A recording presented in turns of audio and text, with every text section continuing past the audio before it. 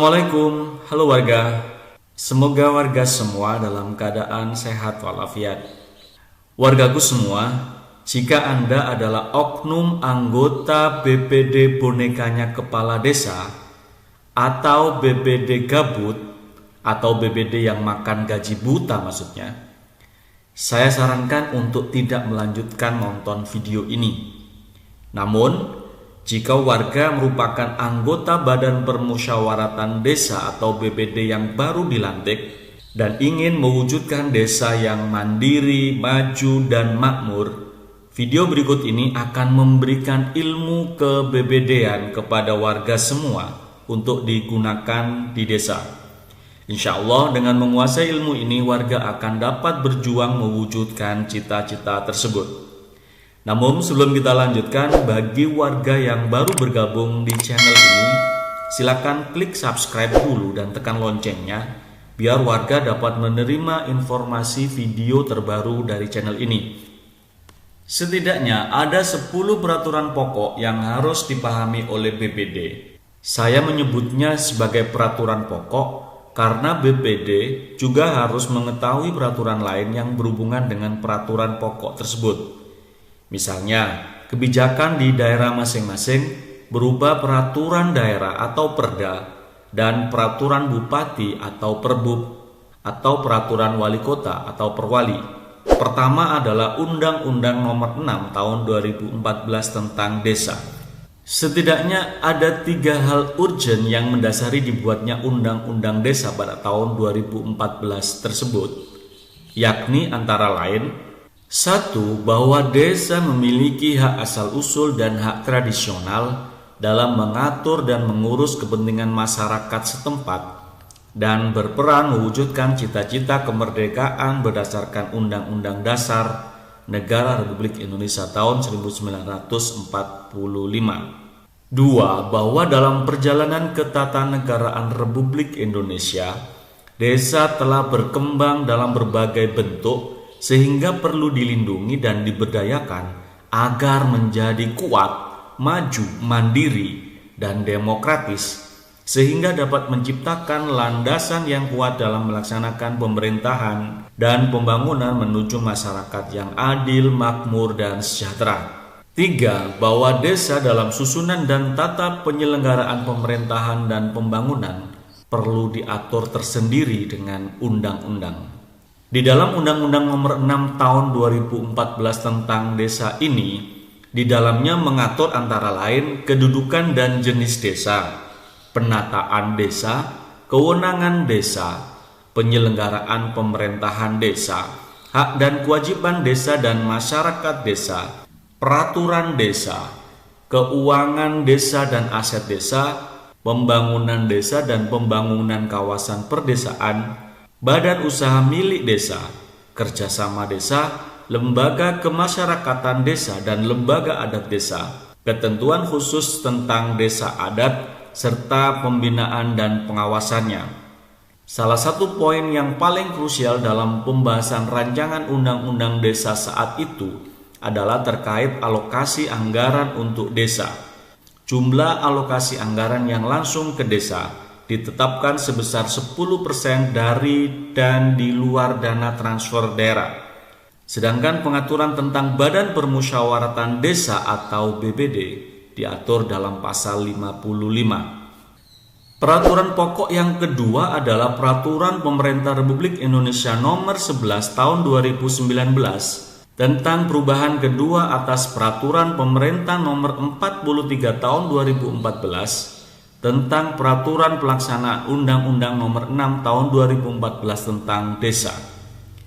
Landasan terbitnya Peraturan Pemerintah Nomor 11 ini antara lain: 1. Bahwa untuk meningkatkan kinerja dan kualitas pelayanan penyelenggaraan pemerintahan desa perlu memperhatikan kesejahteraan kepala desa, sekretaris desa, dan perangkat desa lainnya melalui penyesuaian penghasilan tetap kepala desa, sekretaris desa, dan perangkat desa lainnya. 2. Bahwa berdasarkan pertimbangan di atas perlu mengubah beberapa ketentuan dalam peraturan pemerintah Nomor 43 tahun 2014 tentang Peraturan Pelaksanaan Undang-Undang Nomor 6 tahun 2014 tentang Desa. 2. Bahwa berdasarkan pertimbangan di atas perlu mengubah beberapa ketentuan dalam Peraturan Pemerintah Nomor 43 tahun 2014 tentang Peraturan Pelaksanaan Undang-Undang Desa tersebut.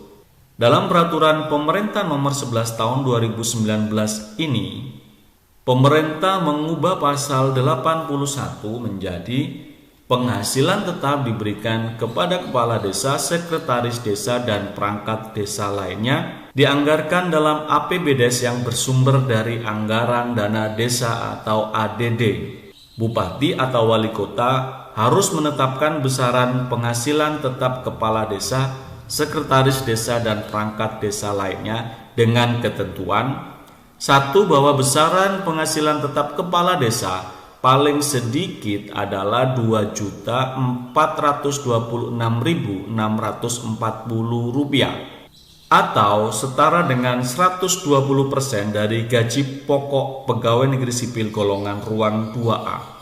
2. Besaran penghasilan tetap sekretaris desa paling sedikit Rp2.224.420 atau setara dengan 110% dari gaji pokok pegawai negeri sipil golongan ruang 2A.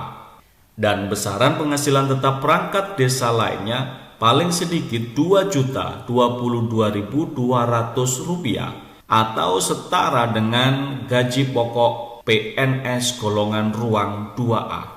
Di dalam pasal 81 ayat 3 mengatakan bahwa dalam hal ADD tidak mencukupi untuk mendanai penghasilan tetap minimal kepala desa, sekretaris desa, dan perangkat desa lainnya, sebagaimana dimaksud dapat dipenuhi dari sumber lain dalam APBD selain dana desa.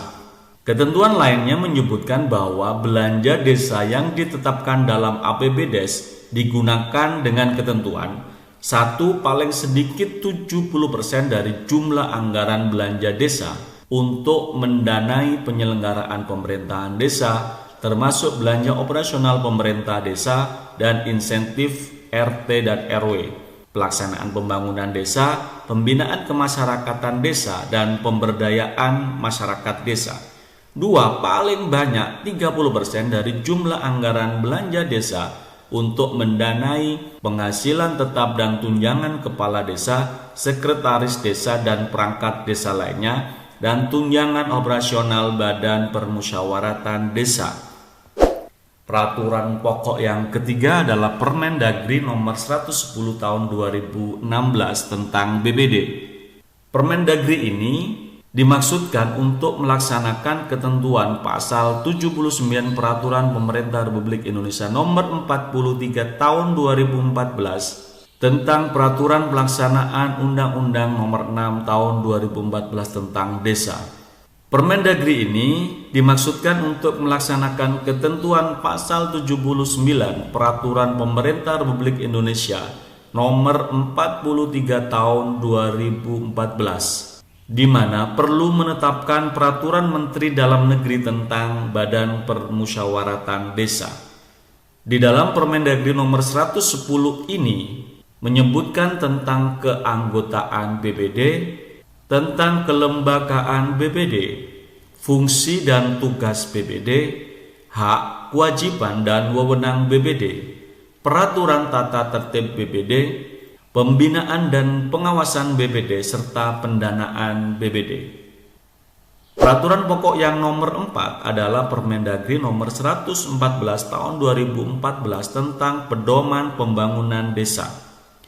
Untuk melaksanakan ketentuan pasal 131 ayat 1 Peraturan Pemerintah nomor 43 tahun 2014 tentang Peraturan Pelaksanaan Undang-Undang nomor 6 tahun 2014 tentang Desa, maka perlu menetapkan peraturan Menteri Dalam Negeri tentang Pedoman Pembangunan Desa, di mana di dalam Permendagri nomor 114 ini mencakup tentang perencanaan pembangunan desa, pelaksanaan kegiatan pembangunan desa, serta pemantauan dan pengawasan pembangunan desa.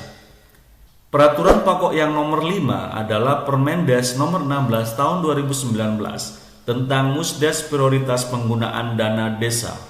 Bahwa untuk melaksanakan ketentuan pasal 80 ayat 5 Peraturan Pemerintah nomor 47 tahun 2015 perlu menetapkan Peraturan Menteri Desa Pembangunan Daerah Tertinggal dan Transmigrasi tentang musyawarah desa. Di dalamnya mencakup tentang kebijakan pelaksanaan musyawarah desa, tata cara musyawarah desa, tindak lanjut keputusan musyawarah desa, pembinaan dan pengawasan, serta pendanaan musyawarah desa tersebut.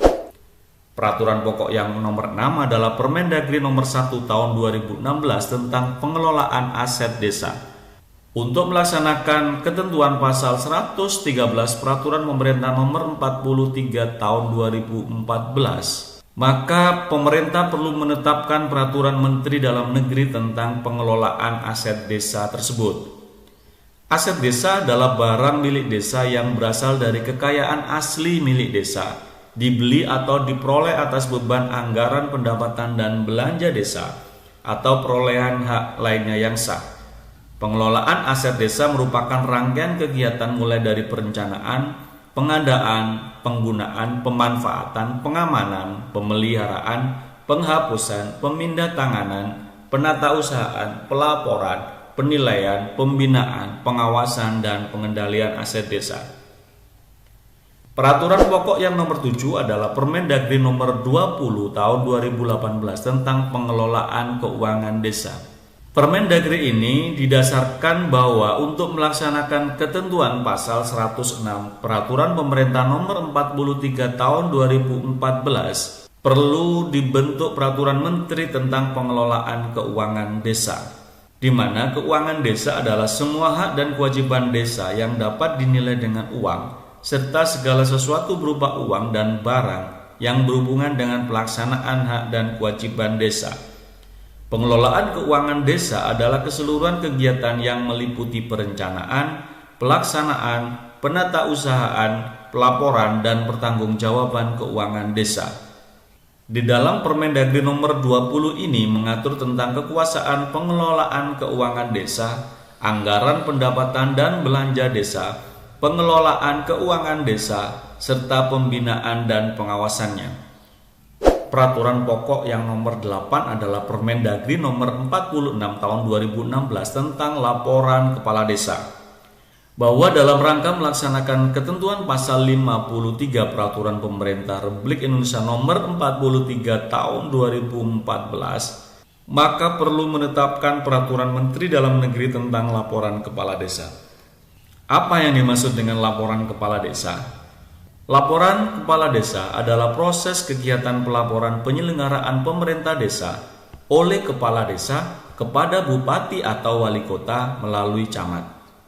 Di dalam Permendagri nomor 46 ini berisi tentang bab laporan kepala desa, bab pendanaan, dan bab pembinaan serta pengawasannya. Dan peraturan pokok yang nomor 9 adalah Permendagri nomor 2 tahun 2017 tentang standar minimal pelayanan desa. Bahwa desa merupakan kesatuan masyarakat hukum yang memiliki batas wilayah, yang berwenang untuk mengatur dan mengurus urusan pemerintahan dan kepentingan masyarakat desa, berkewajiban memberikan dan meningkatkan pelayanan kepada masyarakat desa, dan bahwa untuk mempercepat peningkatan kualitas pelayanan kepada masyarakat desa guna perwujudan kesejahteraan umum sesuai dengan kewenangan desa, perlu menetapkan standar pelayanan minimal desa.